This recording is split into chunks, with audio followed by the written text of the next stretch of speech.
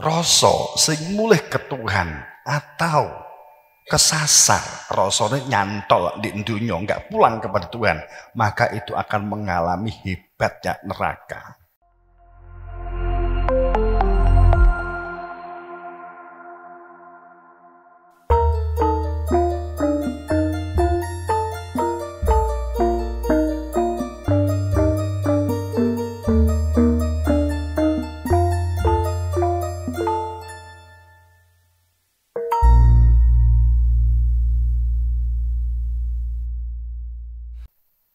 Sebenarnya memang ada katanya, ada energi yang menyertai seseorang itu, setiap orang itu memiliki energi.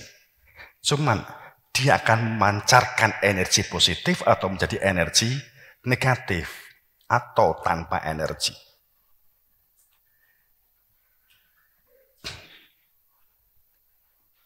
Yang barang mati batu aja kan ada energinya, kan begitu.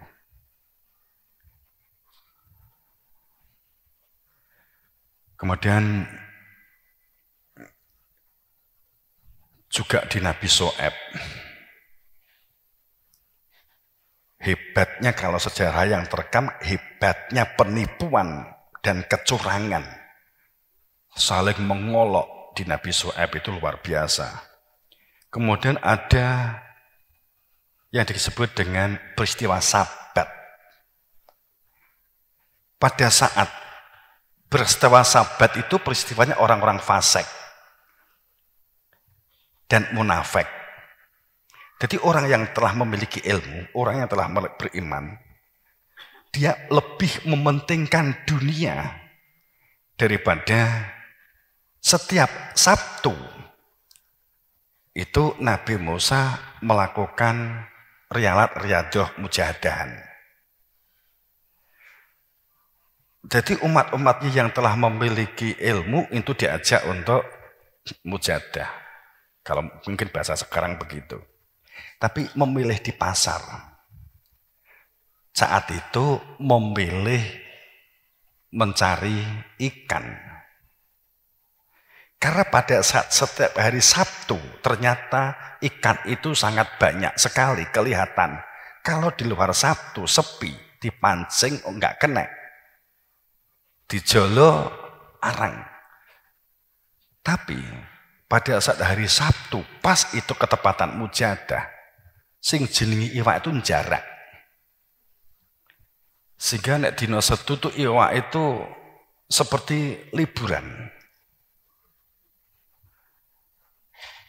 Akhirnya menungso dia mengatakan bahwa Nabi Musa ini gendeng tah. Wong nek Setu ki iwake ya akeh. Lah kok malah dijak salat. Fasik. Akhirnya tertimpa satu adab. Beberapa ada yang menjadi penyakit dan seterusnya. Sehingga oleh Allah dilupakan terhadap dirinya sendiri.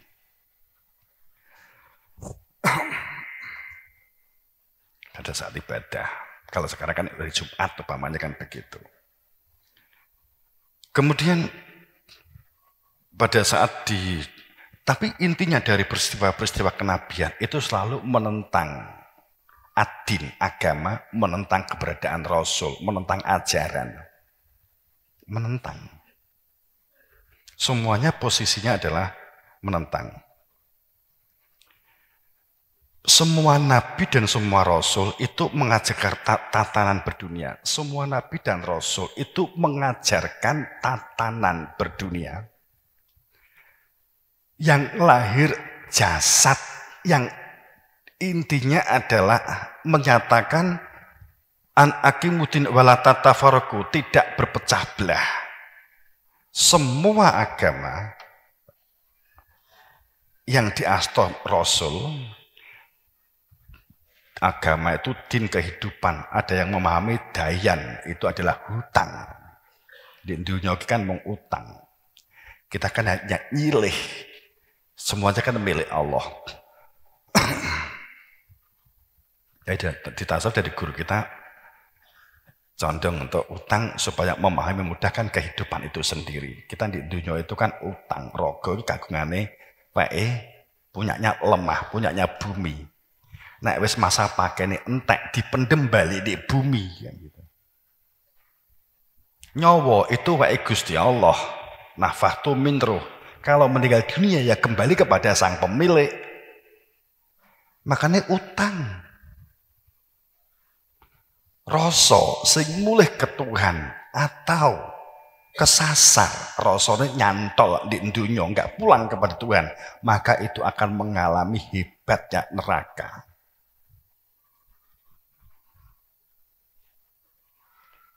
Makanya wujuduka dan pun kabir akhir yang dikatakan dosa itu bukan semata-mata perbuatan, akan tetapi karena pengakuan miliknya, diaku isone, diaku pintere, diaku oleh jasad. Sekali lagi, semua nabi mengajarkan hal yang mendasar dua hal, yakni mengajarkan tentang tatanan berdunia yang lahir jasad ini dengan perilaku tidak berpecah belah, perilaku rukun, perilaku harmonis, perilaku selaras, perilaku seimbang. Kemudian memakmurkan buminya, itu sunnah. Memiliki akhlak dan adab dalam kehidupan sosial masyarakat, itu adalah syariat. Kemudian yang kedua, tentang ajaran yang bersifat batiniah, yang bersifat batin. Itu adalah dengan hakikat. Kebenaran itu adalah hakikat. Hakikat itu maknanya hakon, maknanya hakikat, itu pasti. Yang bersifat pasti itu adalah yang hakikat. Diri yang hakikat. Intine menungso itu berada di dalam jiwa, maka wayatafakkarun fil samawati wal ard. Maka wayatafakkaru fi anfusihim. Selami tafakuri diri kamu itu yang berada di dalam jiwa, itu yang menjadikan kamu itu akan pulang kepada Tuhan atau tidak kepada Tuhan, yang menjadikan kamu itu nanti dalam keberuntungan. Orang menyebut ke jannah surga atau tidak kembali disebut dengan neraka. Hakikat itu kepastian. Saat mengenal hakikat diri yang berada di dalam jiwa, yang itu asalnya dari Tuhan telah dikenali, bertanyalah kepada yang dapat menunjukkan jati diri. Karena jati diri itu fitrah. Fitrah itu milik Allah. Fitrah itu fatronas alaiha. Fitrah itu milik Allah. Siapa yang mengenali Idul Fitri, maka mengenali pada fitrah, kembali kepada fitrah. Pada saat demikian, maka hati menjadi tentram. Karena mengetahui hakikat, mengetahui kepastian. Kalau yang sudah punya ilmunya, oh yang disebut hakikat itu dia yang punya nama Allah. La ilaha illa huwa alimul ghaibi wa syahadati la ilaha illa huwa. Tidak ada Tuhan, tidak ada yang dituju, tidak ada yang dijadikan tempat bergantung ilah kecuali huwa, kecuali dia. Siapa dia itu? Alimul ghaibi, dapat dikenali dengan ilmu yang menunjukkan al-ghaibnya. Ilmu yang menjadikan bersaksi, alimul ghaibi wa syahadati, ini sering saya haturkan, ini kan untuk mengokohkan. Inti ajaran Nabi di sini, di mana beratnya pada saat di zaman dahulu para umat di zaman saat itu menolak keberadaannya Nabi dan Rasulnya, keberadaan Rasul, disebut Nabi karena perbendaharaan berita kebenaran dari Tuhan atau dari gurunya dalam kepastian itu disebut sebagai nabi, ilmunya nubuah ilmu yang menunjukkan keberadaan Tuhan, yang menyampaikan namanya Rasul, yang menyampaikan itu utusan Allah, Rasulullah. Kan gitu. Nek utusanmu jenenge Rasulikum, utusanmu, kan begitu. Saya sebagai Rasul. Rasul sapa? Rasule bapak kula. Nyapa tuku rokok. Itu berarti kan Rasul ajarane membeli rokok.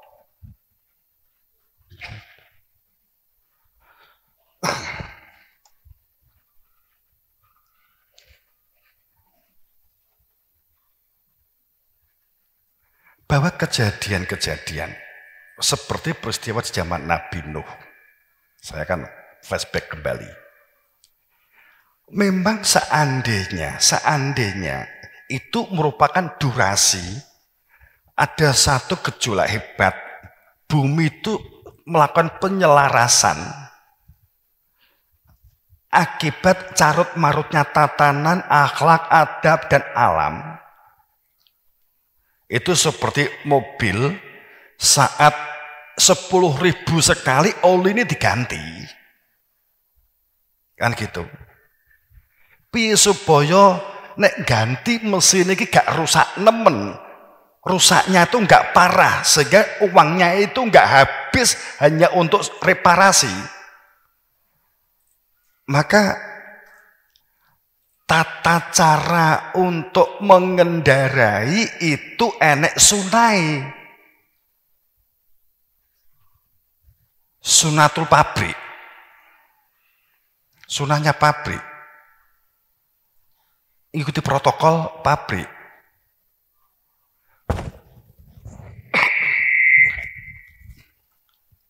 Kan gitu. Sehingga pada saat akan ada peristiwa besar, Nabi Nuh mengingatkan kepada keluarganya, kepada umatnya, akan ada kejadian.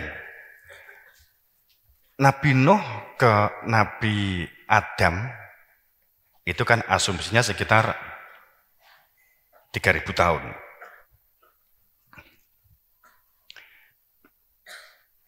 Katakanlah, kemudian, sehingga pada saat peristiwa besar sebelumnya itu adalah sebelum Nabi Adam.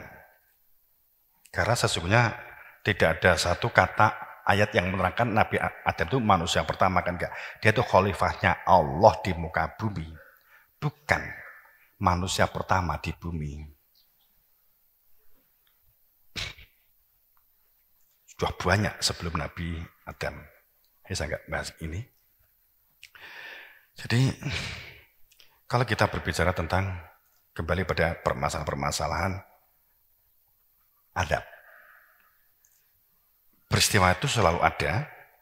Kemudian pada saat Nabi Nuh menyampaikan sebab jika umat saat itu memiliki kepedulian, perilakunya tidak merusak, perilakunya curang, membuli, bohong, ya, minum-minuman, aura yang dipancarkan dari manusia itu akan memberikan dampak kepada alam. Pancaran itu akan memberikan pancaran energi yang merusak atau energi yang menjadi baik. Sepomanya kamu itu hidup di satu situasi, hatimu nggak penak, pikiranmu buntet. Kamu ada orang lewat yang kamu benci. Apa kaitane antarane kowe kok pegel karo wong lewat kuwi? Karena energi negatif itu menjadikan hubunganmu dengan orang yang kamu tidak suka itu menjadi rusak. Karena ada energi akibat otak berpikir negatif. Itu memiliki dampak pada lingkungan. Sebenarnya kan begitu. Kalau masalah imanen. Jadi saat akan ada peristiwa untuk dapat mengurangi, ternyata diingatkan menjadi sulit. Solusinya sebenarnya mereka percaya kepada Nabi Nuh sebagai Rasul, maka akan teratasi, paling tidak bencana itu akan berkurang banyak. Gitu ya. Kemudian peristiwa itu terulang dan terulang. Tadi kan sudah memberikan contoh tadi, apa sebabnya, apakah sekarang ini terulang kembali. Saya akan memberikan satu ilustrasi begini. Kenapa di dalam banyak histori, di dalam banyak riwayat dan pengisahan tentang Imam Mahdi, tentang Satrio Piningit, tentang Ratu Adil, turunnya Nabi Isa, itu disertainya dengan narasi goro-goro. Ya kan? Imam Mahdi muncul, itu disertainya dengan goro-goro, dengan bencana, 7 gunung meledak, meleduk gitu, bencana hebat, paceklik, pagebluk.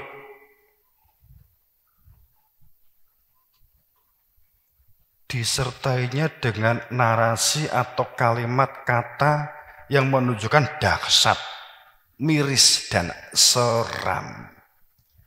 Setiap kali berbicara Imam Mahdi muncul, itu akan ada goro-goro, lebih dulu didahulukan goro-goro, didahului dengan bencana dahsyat, wes pokok itu penyakit, pandemi dan seterusnya. Kita selalu disuguhi dengan ini. Bahkan dari hadis-hadis rekam jejak kemunculannya Imam Mahdi, Nabi Isa pun juga sama. Didahului dengan goro-goro, rebutan harta benda, kemudian juga didahului dengan Dajjal, Ya'juj, Ma'juj, dengan kata lain goro-goro. Kenapa begini? Kenapa enggak langsam-langsam saja? Setelah ini Imam Mahdi turun begitu. Kenapa harus ada goro-goro? Ini artinya jika kita menisbahkan dengan sejarah masa lalu, berarti Nabi telah memberikan informasi melalui pengendikannya beliau yang kita rekam sebagai hadis, itu adalah mengulang seperti sejarah di masa lalu. Sekarang mungkin bisa jadi, maksud saya di zaman Nabi Muhammad, di zaman Nabi Isa, di zaman kita ambil yang terjadi adanya satu peristiwa. Di zaman Nabi Lot, para umat abai, bahkan benci, mengolok keberadaan Nabi Lot. Setiap kali para Nabi Rasul itu hadir sebenarnya Nabi Muhammad, awalnya diharapkan kehadirannya. Awalnya mereka disupport karena ada 2 gendongan, memberikan satu keteladanan kehidupan dunia dengan berdunia yang baik, akhlaknya, adabnya, pemberdayaan, budidaya, memakmurkan bumi, tata kelola, kemandirian pangan, ketahanan pangan, berbagai ranah berkaitan dengan kehidupan berdunia sebagai ayat yang fakta harus dibaca. Karena Al-Quran, bukan Quran. Ada alnya, ada isim takrifnya. Kemudian, yang saat semua Nabi mengajarkan itu, setelah ini diharapkan akhirnya disupport, senang dengan Nabi Lot, senang dengan Nabi Soleh, padahal kamu adalah yang kami harapkan. Tiba-tiba kenapa kamu mengungkap tentang ajaran, adanya tauhid, adanya akidah, bahwa kehidupan dunia yang baik harus kamu genapi dengan iman. Sebab kehidupan dunia jika tanpa iman tidak mengenal Tuhan, maka orientasi hidupnya manusia itu akan dunia untuk dunia, kosong, tetap akan menjadi sebuah perilaku yang merusak. Nah, ini ternyata mulai nggak diterima. Kebencian itu mulai muncul saat mengungkap ajaran, mungkin belum begitu dimusuhi hebat, tapi pada saat terus supaya kehidupan dunia yang baik ini digenepi dengan ajaran tauhid yang dapat menunjukkan siapa diri saya ini dan siapa Tuhan saya yang punya nama Allah, kepada siapa? Kemudian Nabi Isa menjawab, hanya melaluiku kamu dapat kembali kepada Tuhan. Ya langsung gitu. Nabi Lut langsung, Nabi Hud langsung, kowe ngaku utusannya Gusti Allah, gak gendeng ta sampean? Gendeng kok mbok pak dhewe kan gitu.